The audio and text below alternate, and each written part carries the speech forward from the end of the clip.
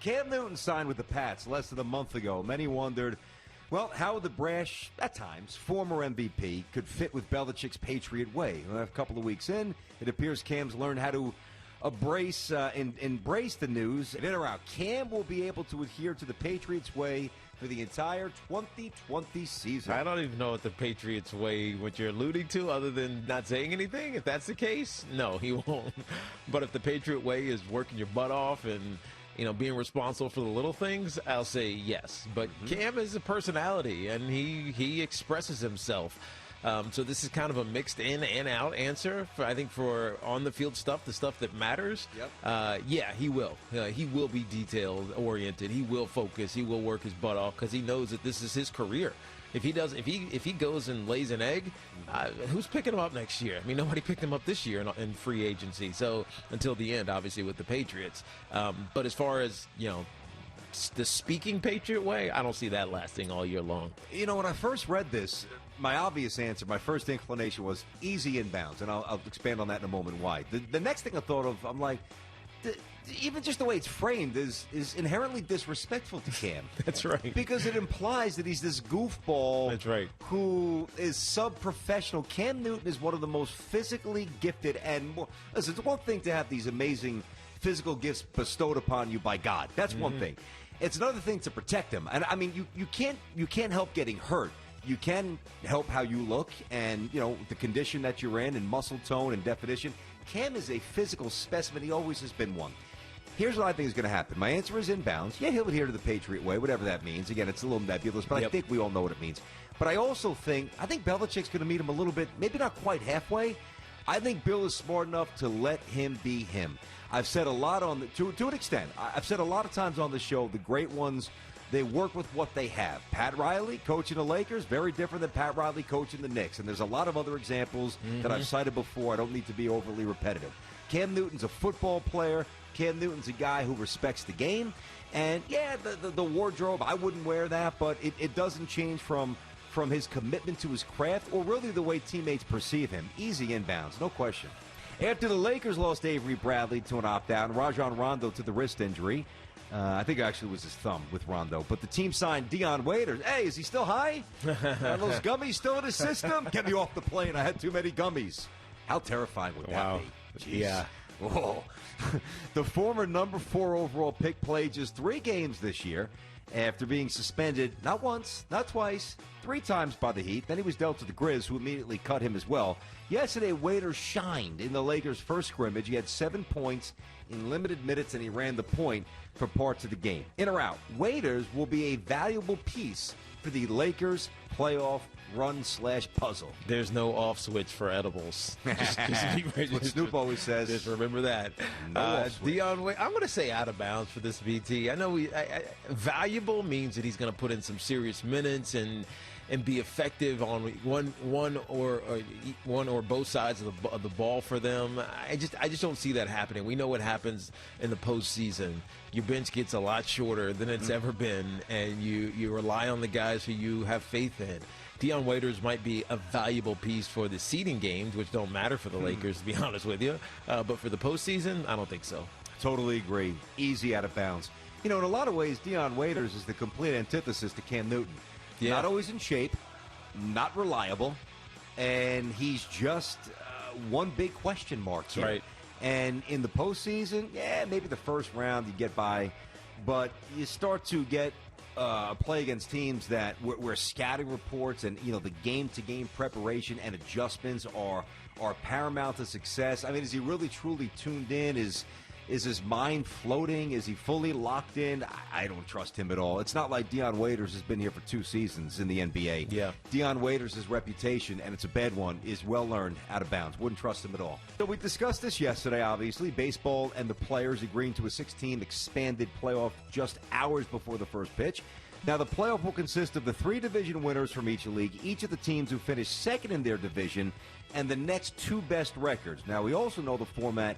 The first round is going to be a best of 3. All 3 games will be at the top seeds ballpark, so no traveling, obviously. Then the league, I guess the next round, what is that?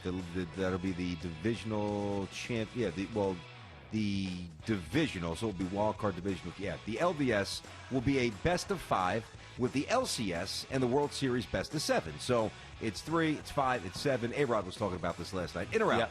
You would prefer a shortened season and this expanded playoff format moving forward after the pandemic? I like this expanded playoff, but it's just a lot of baseball if they're going to play 162 games and then, I mean, however many games this works out to be. No, but the way it's written, it would be a shortened regular season, and the expanded playoffs would in lieu of the condensed regular season. Yeah, well, in that regard, I'd say inbounds to this.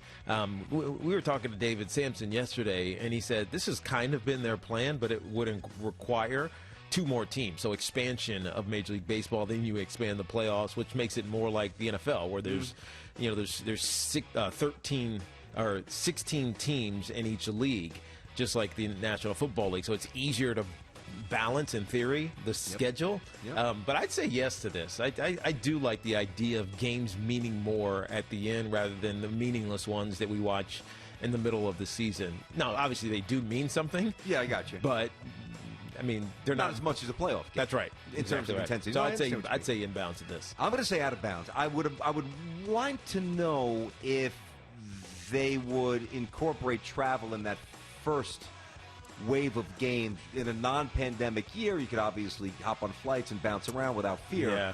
Would that be just the advantage that you get for being a top seed? Probably, and I would be okay with that too. But so you would want them to travel back and forth? And that? No. I'm just curious if they're married to that. I kind of like that, though. Normal. No, I think I kind of like that. Like, I have no problem with that. If you're going to be in the wild card, you better be one of the better wild cards. Yeah. No, again, I wouldn't make a big stink over that. I say out of bounds though because I just think you'd see too many weak teams. You'd start getting those 85-win teams. Not that they can't get an upset, and we've seen it before. A couple teams that have, the Cardinals, the Royals, not in 2015, but lower win totals where they've achieved probably more than we thought they could. Yeah, but it's not like the NFL. Yeah, right. When you sneak in at 9-7, you can actually win a Super Bowl. It's not like the NFL. Yeah, I just 16 teams is. You start talking half the league. I like the uniqueness of baseball. Yes, there's something to be said for every market being engaged longer, given this extended chance to play meaningful games, and that's good for the sport, attendance, and all that stuff. But I think the games would be diluted once you get to October. There'd be some teams that probably don't belong there most years. So I get it. It might happen. I would probably vote out of bounds, though. Pac-12, Big Ten, they announced they're going to go conference only, and now there's reports that say the Pac-12 will play a 10-game season, and it's going to begin on September 19th. As the Big 12, the SEC, and the ACC still decide how to proceed with their seasons, the 3 conferences are reportedly considering a +1 format of playing conference only with one out-of-conference matchup to help preserve some out-of-conference rivalries. So, seems like it's pretty... That's smart. Decent solution. Yeah. The +1 format is an ideal compromise between a full schedule and conference-only slate. Yeah, I think that's inbounds. I think it's easily inbounds because you get these in-state rivals that are different conferences that are now all of a sudden have to go away. Mm-hmm. And they're really important for, bragging rights or whatever they may be within the state. It used to be this way with Virginia Tech and Virginia when the ACC was much smaller and Virginia Tech was in the Big East. Mm-hmm. But we play every year. And so if that was the case right now and we weren't playing Virginia Tech, it just would feel, it would feel odd and off, especially because it's only 3.5 hours down the road. So I think this is the ideal way to handle this very unique college football season, however it ultimately plays out. So inbounds. Totally agree. College football, it might not, I don't know if it quite feels the way it used to. But college sports in general the lifeline was rivalries. The lifeline was the pageantry. That's right. The enthusiasm of the student body and the rivalries. So if Virginia could play the Hokies and Iowa could play Iowa State, etc., and then you obviously FSU, Florida. Yep. Right? Yep. Clemson, South Carolina. Yep. There's a lot of them, and we want to see them all. They mean something to us, and we watch them. So. And then you preserve the conference slate. Yeah, I think that's a great meeting in the middle under very trying circumstances. I have no problem with that at all. Tune in next time for another edition of Inbounds or Out of Bounds with Tiki and Tierney.